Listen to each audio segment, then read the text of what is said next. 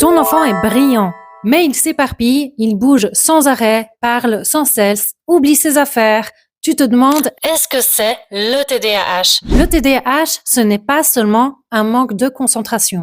Sur le plan médical, c'est un trouble lié à la régulation de la dopamine, au glutamate et d'autres neurotransmetteurs essentiels à l'attention et aux émotions. Mais en Ayurveda, on va plus loin encore. On considère aussi que ce déséquilibre touche les 3 doshas, c'est-à-dire les 3 énergies vitales corporelles, Vata, Pitta et Kapha. Et c'est pour ça qu'on distingue aussi 3 profils de TDAH selon le dosha dominant en déséquilibre. Les signes qui peuvent alerter, c'est que ton enfant se disperse très vite, commence tout mais ne termine rien. Il bouge sans arrêt, même assis. Il réagit au quart de tour, parfois avec de la colère. Il vit des montagnes russes émotionnelles. Ou au contraire, il reste passif, démotivé, Comme absent. il y a aussi également d'autres symptômes, comme par exemple les troubles du sommeil, difficultés à s'endormir. On parle aussi d'un manque de concentration, une difficulté à l'attention,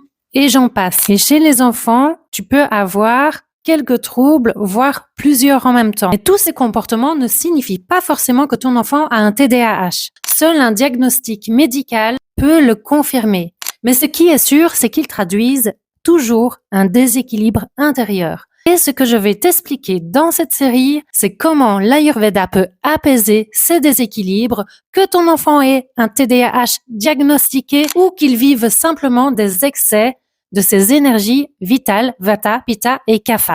Et par ailleurs, c'est bon pour toi aussi. Donc, bienvenue dans cette série spéciale TDAH et Ayurveda. Je vais t'expliquer pas à pas les 3 profils de TDAH et comment les accompagner naturellement. Si tu veux en savoir plus, abonne-toi pour ne rien rater et regarde bien toute la série.